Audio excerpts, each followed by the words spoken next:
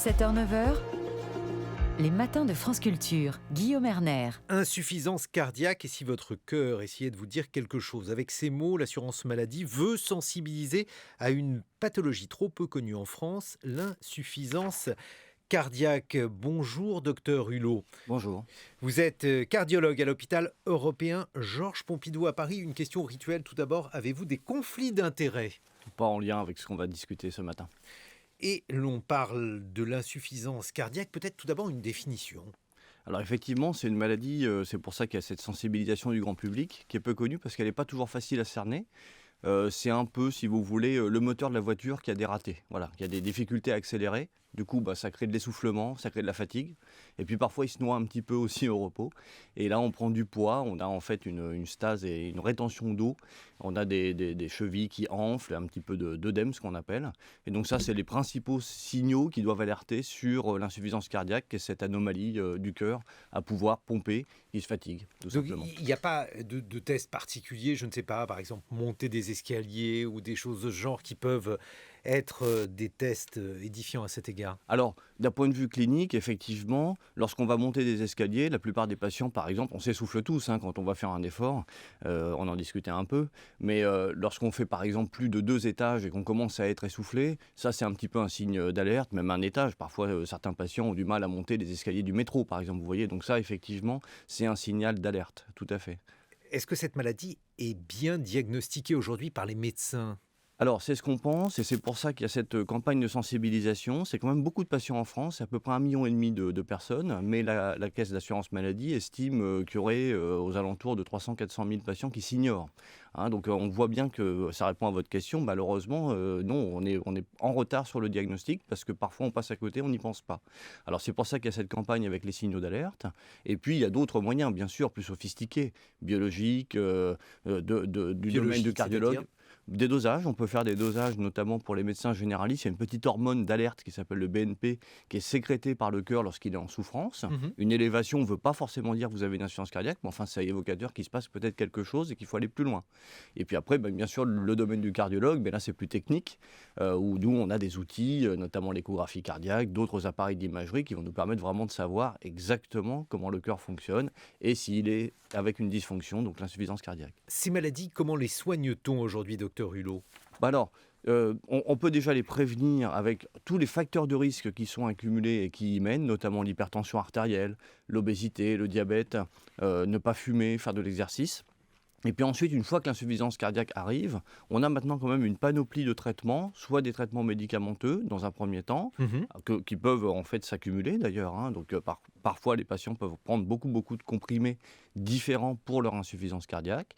Et puis ensuite, on a d'autres techniques, qui sont des techniques aussi avec du matériel implantable. On va stimuler le cœur, on va essayer de le maintenir comme ça. On peut parfois aller jusqu'aux pompes et aux assistances du cœur, avec notamment la greffe cardiaque en dernier recours. Et pour prévenir ces maladies, parce qu'on peut, j'imagine, heureusement les prévenir, docteur Hulot.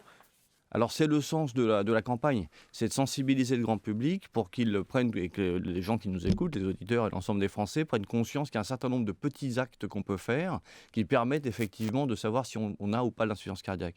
Je vais vous citer des exemples très simples. Prendre sa tension artérielle, on ne le fait pas assez, mais l'hypertension artérielle, c'est un facteur majeur qui va conduire à l'insuffisance cardiaque. Faire attention à son poids, alors après effectivement on en discutait, c'est un esprit sain dans un corps sain, donc tout ce qui va faire de l'exercice, tout ce qui va faire de l'entraînement et prendre soin de soi va aussi contribuer à améliorer sa santé cardiovasculaire et à lutter contre l'insuffisance cardiaque. Ne pas ressaler, on consomme trop de sel, oublier la salière. Alors je sais que c'est difficile parce que ça rehausse le goût et que c'est meilleur, mais la salière, malheureusement le sel, c'est de l'eau, c'est plus de charge et plus d'effort pour le cœur. Donc ça le fatigue à terme, ça fait de l'hypertension. Contrôler son cholestérol, faire attention. Donc vous voyez, ça fait déjà en fait des choses qu'on peut faire. Les gens ne font pas assez parce qu'on l'a tous, on le sait, on l'a déjà entendu cette petite musique, mais on ne le contrôle pas forcément régulièrement et c'est une erreur. Et après, on a les conséquences éventuellement à terme. Mais quand on dit par exemple que les insuffisances cardiaques génèrent 70 000 morts par an en France, docteur Hulot, est-ce que la plupart de ces morts sont liées à des causes simples, je mets ça entre guillemets, par exemple le tabac, puisque c'est souvent cité comme étant une cause principale? Alors, Globalement, si vous voulez, sur les 1,5 million de Français qui sont atteints d'insuffisance cardiaque, l'âge moyen en France, c'est à peu près 72 ans. Donc il est vrai qu'il y a une grande partie de la population qui est dans les dernières décennies de vie. Mmh. Il y a une autre partie de la population, par exemple les moins de 50 ans, ça représente entre 5 et 10%. Donc on voit que ce n'est pas tout à fait la même chose. Donc c'est vrai que ces gens-là, le tabagisme, les formes dites ischémiques, c'est-à-dire on a encrassé ces artères nourricières du cœur et on amène à des conséquences au niveau du muscle cardiaque qui du coup souffre et n'a pas assez d'oxygène, sont très prévalentes et augmentent. Et ça, effectivement, c'est la lutte contre le tabagisme, c'est ce dont on a discuté un petit peu avant. Pour les autres personnes, malheureusement, oui, l'insuffisance cardiaque, c'est une maladie grave. On peut en mourir, et vous disiez qu'effectivement, il est estimé que c'est 70 000 décès par an. Parfois aussi parce que les personnes ont beaucoup d'autres maladies associées, mais on meurt de l'insuffisance cardiaque, malheureusement, oui. Et alors pour les moins de 50 ans, puisque c'est votre spécialité, docteur Hulot, et en régie, justement, on se demande s'il faut reprendre le sport parce qu'ils ont peur que le sport soit dangereux pour eux. Alors, non, globalement, en plus, quand on a moins de 50 ans, l'exercice est à conseiller parce que l'un des facteurs de risque d'insuffisance cardiaque, notamment dans les jeunes populations, c'est l'obésité. L'augmentation, c'est de plus en plus, on a de plus en plus de jeunes patients obèses, et ça contribue en fait, et bien sûr, il y a une part de sédentarité à On l'intérieur. comprend pourquoi.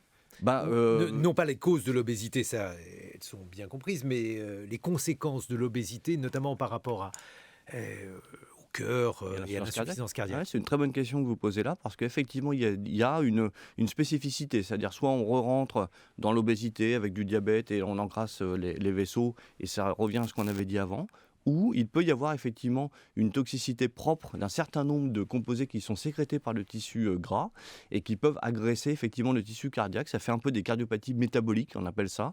Aujourd'hui, c'est par exemple des formes d'insuffisance cardiaque qu'on contrôle et qu'on comprend un petit peu moins bien. C'est pour ça qu'il y a une part de recherche, parce que c'est une maladie avec beaucoup de formes et d'expressions diverses et beaucoup de causes diverses. C'est aussi pour ça qu'il y a cette sensibilisation, parce que c'est pas facile à appréhender, c'est un petit peu large, les façons dont on peut conduire à l'insuffisance cardiaque. Et puis une dernière question, avec le Covid, là aussi il y a eu des conséquences directes, indirectes, docteur.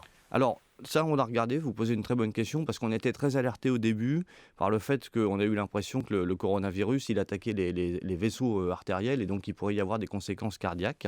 Et on voyait chez certains patients des signes de souffrance cardiaque. Pour l'instant, on a fait des études, effectivement, nous, dans le cadre d'une cohorte nationale. Et c'est une étude que vous menez avec l'INSERM. Voilà, exactement, vous avez tout à fait raison, qui s'appelait French Covid et qui est reversé à l'OMS, en fait. On a fait un suivi à 6 mois, 1 an, puis on va revoir les gens un petit peu plus loin. Pour l'instant, on n'a pas de signaux d'alerte qu'il y ait une augmentation particulière de l'insuffisance cardiaque au sens large à long terme. Par contre, c'est vrai, vous le savez, qu'il y a pu y avoir des atteintes, notamment de type myocardite, liées en fait au coronavirus, qui peuvent donner des atteintes cardiaques et éventuellement des séquelles de récupération de cette infection directe du cœur. On a parlé aussi de myocardite après le vaccin. Beaucoup plus rare, c'est vrai, elles existent, c'est tout à fait juste, on en voit, on a quelques patients, mais c'est beaucoup plus rare que des formes de myocardite directement liées au virus. Et c'était traitable. Merci beaucoup. Docteur Hulot, je rappelle que vous êtes cardiologue à l'hôpital européen Georges Pompidou à Paris et vous êtes directeur d'une équipe de recherche sur l'insuffisance cardiaque auprès donc de l'INSERM, 7h24 sur France Culture.